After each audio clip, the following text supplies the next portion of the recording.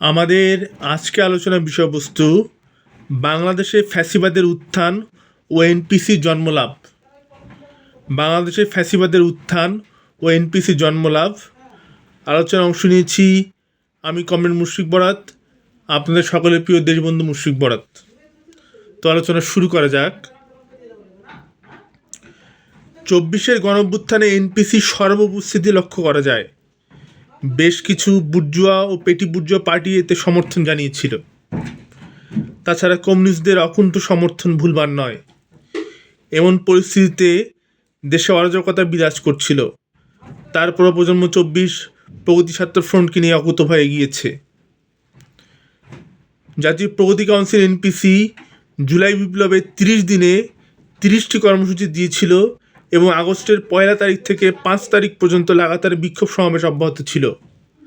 আমি আবার বলছি, জাতীয় প্রগতি কাউন্সিল এনপিসি জুলাই বিপ্লবে 30 দিনে 30টি কর্মসূচি দিয়েছিল এবং আগস্টের 1 তারিখ থেকে 5 তারিখ পর্যন্ত লাগাতার বিক্ষোভ সমাবেশ অব্যাহত ছিল। জাতির এমন ক্রান্তি লগ্নে আমরা চিরজাগ্রত ছিলাম। তাই প্রগতি ছাত্র ফ্রন্টের অবদান কোনোভাবে অস্বীকার করা যায় না। বাংলাদেশ এনপিসিকে নিয়ে এগিয়ে যাবে এবং জাতির উন্নয়নে সার্বিক ভূমিকা রাখবে, এই প্রত্যাশা রইল। গাড়িয়াল ভাই থেকে অত্যাধুনিক সুপার শপ, এই হলো ভাববাদী ধারণা, তাদের প্রচলিত মত। কিন্তু মাঝখানের যে প্রগতিশীল ওই মত, তাকে অস্বীকার করা হচ্ছে। জনগণের যে রক্তস্নাত ইতিহাস, তাকে হালকাভাবে দেখা হচ্ছে। সম্মিলিত জনতার মিলিত সংগ্রামকে অগ্রাহ্য করা হচ্ছে। একটি বিপ্লবী পার্টি ও জনতার মিলিত স্রোতকে আমল আনা হচ্ছে না।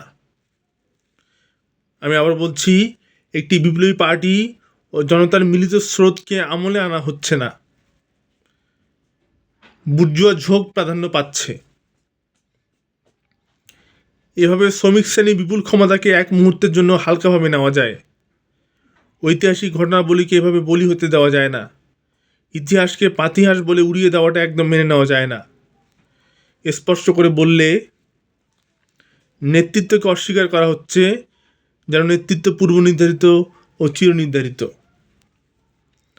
সীমাহীন দুর্নীতি, ঘুষ, চাঁদাবাজি, স্বজনপ্রীতি, অবৈধ কমিশন, সরকারি সম্পত্তি দখল, রাষ্ট্রীয় সুযোগ সুবিধার অপব্যবহার, টেন্ডার ও ঋণ জালিয়াতি, পুঁজিবাজার লুণ্ঠন, ভূমিগ্রাস, অর্থ পাচার, অভিজাত শ্রেণীর পৃষ্ঠপোষকতা, ক্ষমতার অপব্যবহার, প্রতিষ্ঠান দলীয়করণ, পরীক্ষার প্রশ্নপত্র ফাঁস, অযোগ্য লোকদের নিয়োগ, প্রকল্প ব্যয় অস্বাভাবিক বৃদ্ধি এবং সরকারি কেনাকাটায় জোট চুরি ও বিচারহীনতার সংস্কৃতি হল মাফিয়াতন্ত্রের প্রধান বৈশিষ্ট্য। মনে রাখা ভালো, আমাদের দেশের মানুষের আয় গত 1 বছরে কোনো ক্রমেই 50 থেকে 75% বৃদ্ধি পায়নি। কিন্তু ভোগ্যপণ্য, নিত্য প্রয়োজনীয়, অত্যাবশ্যকীয়, বিশেষ করে খাদ্যপণ্যের দাম বেড়েছে ক্ষেত্র বিশেষে 60 থেকে 100% পর্যন্ত। 1 বছরের ব্যবধানে এতটা মূল্যবৃদ্ধি কোনোভাবেই কোনো স্বাভাবিক কারণে হতে পারে না। একথা সবাই নিঃসন্দেহে বিশ্বাস করবেন। আমি আবার বলছি, 1 বছরের ব্যবধানে এতটা মূল্যবৃদ্ধি কোনো স্বাভাবিক কারণে হতে পারে না, কথা সবাই নিঃসন্দেহে বিশ্বাস করবেন। মাফিয়ারা আন্তর্জাতিক বাজারে তাদের প্রভাব বিস্তার করে। মুক্তবাজার অর্থনীতি তাদের হাতের নাগালে। বিশ্বের প্রতিটি দেশেই তাদের প্রভাব প্রতিপত্তি বিস্তার করছে। আবার বলে রাখা ভালো, আবার আমি বলছি এই কথাটা, বিশ্বের প্রতিটি দেশেই তারা প্রভাব প্রতিপত্তি বিস্তার করছে। কাগজের মুদ্রা ছাড়াও ডিজিটাল মুদ্রায় তারা আস্থাশীল। সে কারণে সমাজতান্ত্রিক ও গণতান্ত্রিক বিশ্বের হাতের নাগালের বাইরে চলে যাচ্ছে পরিস্থিতি।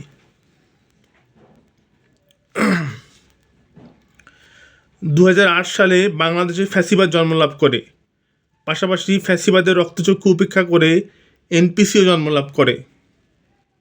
শুরু হয় ফ্যাসিবাদ বিরোধী ঐক্যের একক প্রচেষ্টা। জাতীয় প্রগতি কাউন্সিলের 16 বছরের আন্দোলন সংগ্রামে তারই ধারাবাহিক প্রতিফলন ঘটেছে।